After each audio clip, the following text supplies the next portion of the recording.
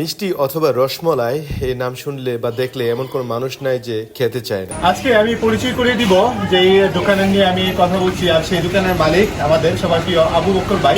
আপনারা কিন্তু এই আবু বকর ভাইয়ের দোকান থেকে অত্র এলাকার সবথেকে প্রসিদ্ধ মিষ্টি এবং রসমলাই আপনারা খুব সহজেই নিতে পারবেন, এবং এখানকার রসমলাই এবং মিষ্টি আমাদের এই অত্র এলাকার জন্য কিন্তু সেরা। বিভিন্ন গ্রাম থেকে মানুষ আসে এখানকার মুগলাই খাওয়ার জন্য, অর্থাৎ আবু বকর ভাইয়ের দোকানের মুগলাই কিন্তু এই এলাকার জন্য বিখ্যাত। সিমরাইল, কাইতলা এবং বিভিন্ন গ্রাম থেকে মানুষ আসে, ছেলেরা আসে, মেয়েরা আসে এখানকার মুগলাই খাওয়ার জন্য।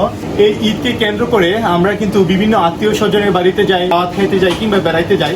আমরা কিন্তু এই মেহারি বাজার থেকে মায়ের দোয়া সুইট মিট অর্থাৎ আবু বকর ভাইয়ের দোকান থেকে কিন্তু আপনারা মিষ্টি, নিমকি এবং রসমলাই এগুলো কিন্তু নিতে পারেন। দেশি গায়ের খাঁটি দুধের জন্য মেহারি বাজার সেরা, আর মেহারি বাজারের এই দোকানের মধ্যে কিন্তু খাঁটি দেশি গায়ের দুধের মিষ্টি এবং রসমলাই পাওয়া যায়। অর্থাৎ অন্যান্য বাজারের মিষ্টি থেকে মেহারি বাজারের এই মায়ের দোয়া সুইট মিট দোকানের মিষ্টি কিন্তু অসাধারণ মিষ্টি এবং রসমলাই।